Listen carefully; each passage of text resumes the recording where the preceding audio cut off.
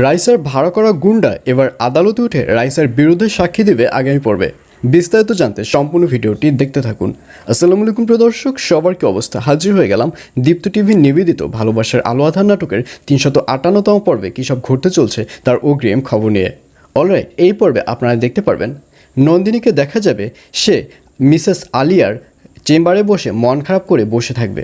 ঠিক তখনই ওখানে ডিবি তারানা এসে হাজির হবে এবং ডিবি তারানাকে দেখে আলিয়া বলবে, কি কোনো নতুন আপডেট আনতে পেরেছেন? আর এই কথা শুনে ডিবি তারানাকে দেখা যাবে সে মুচকি মুচকি হাসতে থাকবে।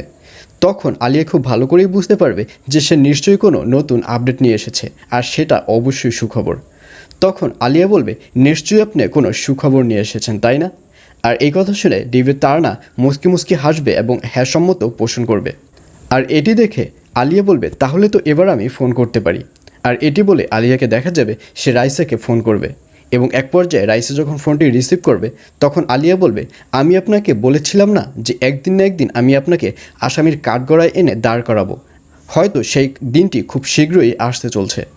আর এই কথা শুনে রাইসা বলবে, আপনি কি বলতে চাচ্ছেন? তখন আলিয়া বলবে, আমি বলতে চাচ্ছি আপনার নামে নন্দিনী মামলা করেছে, আর সেই মামলাটি আমি লড়ব এবং আমি খুব শীঘ্রই আপনাকে আসামির কাঠগড়ায় দাঁড় করাবো।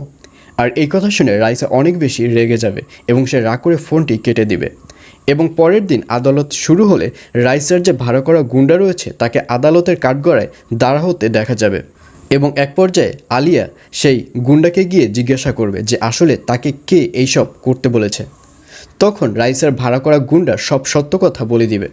সে বলে দিবে যে এই রাইসা মহিলাই আমাকে জ্যোতিকে গুম করতে বলেছে এবং আমাকে জয়াকে খুন করতে বলেছে।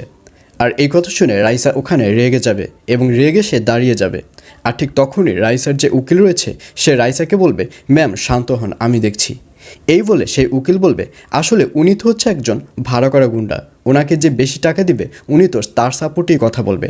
আমার কেন জানি মনে হচ্ছে আলিয়া ওনাকে টাকা দিয়ে কিনে ফেলেছে, যার কারণে উনি আলিয়ার হয়ে কথা বলছে। আর এই ব্যাপারটি জজ সাহেবও মেনে নেবে। জজ সাহেব বলবে, আসলে আমারও কেমন যেন ওনাকে নিয়ে একটু সন্দেহ পোষণ মনে হচ্ছে।